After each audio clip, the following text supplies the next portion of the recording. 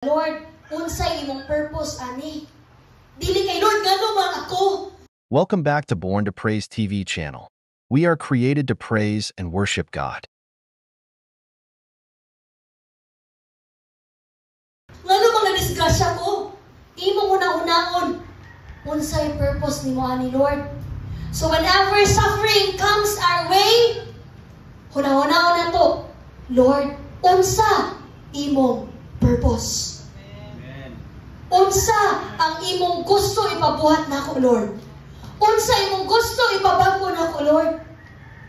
Dili ngano? Unsa? Sunod. Not all suffering is corrective wrath of God. Dili pud nga tanan nga kalisdanan nga nasinati sa usa ka Kristohanon pagbadlong. Usaana ka ligon nga example si Job. Nagsulti ang Biblia nga wala siya makasala diha sa Ginoo. Apan siya nakasinati og kawalan sa tanan niyang kabtangan. Nahimo nga namatay ang iyang mga anak. Nahimo nga gitonglo siya siyang asawa. Nahimo nga iyang mga amigo nagbutang-butang niya. Pero in the beginning of the book of Job, nagingon, wala siya makasala o matarong siya sa mata sa Ginoo. So, dili tanan nga kalisdanan, dili po tanan nga kalisdanan nga sinati sa tao tungod sa corrective wrath of God. So, saan man nato ni pagkabalo sila? Ngano, saan nato pagkabalo nga? For the ano ba ni? Or kanang nahitabo ra ba ni nako tungod kay gipahitabo sa Ginoo nako? Once again, dili nato na siya magtubag igsoon. We cannot know that, and we don't have to know that. We need to know that there is God. Dili nato na kinahanglang mabalaan ang rason ngano na. O dili nato angayan nga mabalaan ang rason ngano ta nakasinati ana. Ang importante ra igsoon nga miila ka nga naay Dios. Kung naana ka sa suffering, Lord, unsay rason ani? Lord, ganun, ano hinaingon ani? Dili na nato trabaho ang pagpangutana na ang importante igsoon nga taliwala anang kalisdanan miila ka nga naay Dios nga gamhanan nga kayang makatabang nimo anang sitwasyon na. So, suffering for God's glory and purpose. So, John chapter 9, verse 1 to 3, mao kini ang istorya atong usa ka buta nga tawo. Ug nangutana ang disipulo ni Kristo nga magtutudlo, nahimo ba ni nga buta ning tawhana tungod kay iyang mga ginikanan nakasasala? Ang tubag ni Jesus, dili na tungod kay iyang ginikanan nakasasala. Apan tungod kini mga mahimo nga mapadayag ang gahom sa Dios pinaagi siyang kinabuhi.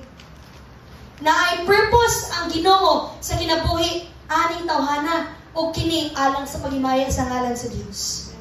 All the life aning buta nga tawo, buta siya, tibuok niyang kinabuhi. And sa panahon nga niabot si Kristo, naayos siya. So, asa ang kadungganan nato? Nasa Dios. Tungod sa iya nga katuyuan igsoon. Sunod. Balik tagamay. Balik. So, suffering is for sanctification and wisdom.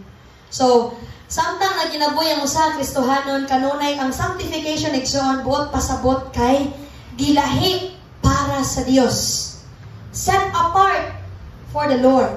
Buot pasabot, kay naang mantaaning kalibutan na gihiusa ang magtotoo o dili magtotoo, ang Kristohanon kinahanglan nga malahi sa kalibutan. Ang Kristohanon kinahanglan nga malahi sa mga tao nga nagbuhat og dili maayo. So when we face suffering og sa panahon nga moduol ta sa Ginoo, kitang tanan dili ta may sama sa mga tao sa kalibutan. Muna siya paborig sa usa Kristohanon. Nga sa panahon nga siya nahimo nga nahimo nga anak sa Dios, ang Ginoo kanunay gyud na magtabang niya. Ang Ginoo kanunay gyud na mag-set apart sa usa ka Kristohanon para ra gyud sa Dios. Nindot kayo no? Sa kadaghang tawo sa kalibutan, gilahit ka sa Ginoo para niya. Mura ba ka og nagpunit ba og kanaganing bato sa dagat? Gipili sa Ginoo ang matag-sa-tag sa nato. Dili tungod kay nindot ka nga bato. Kay kita ra magud mamunit og dagat sa bato. Piliyo na to tong cute, katong tiyadag color, katong tiyadag porma. Mo na itong i-collect. Pero ang Ginoo hinumdumi, wala ka niya gipili tungod kay perfect ka. Wala ka niya gipili tungod kay nakita niya kaya man niya ang tanang suffering ang kuyagan niya. Kaya man niya ang tanang mga pagsulay nga mabot niya. Wala ka gipili para anay suod. Gipili ta niya tungod kay ang Dios ray nahibaluan na. Dili gyud ta wa ta gipili sa Ginoo tungod kay birthday ka pilion. Narabo kayo mag-ingon, natoy ka debate ba dito to sa Facebook nga, weird, kanang kinahanglan gyud ta nga hatag grades. Kinahanglan, with the word kinahanglan, pero demand niya ba? Na dili man ta kanang dili man nato na kanang discern ang pagkamaayo sa Ginoo. Unsay pinakanindot igsoon? Mao sa ta sa gipalahi sa Ginoo para kaniya.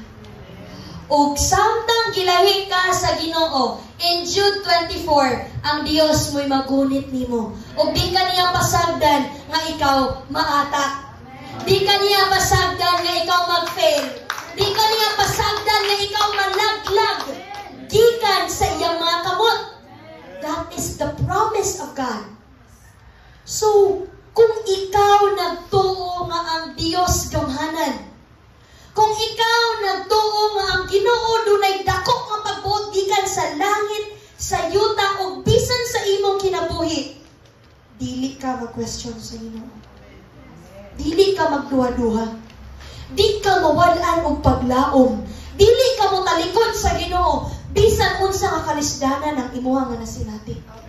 Tungod kinahisayod ka nga ang Dios nga milahi nimo migunit nimo hangtod karon. Hangtod sa katapusan sa imong kinabuhi. Ana kanindot ang kinabuhi sa usa ka Kristohanon igsoon.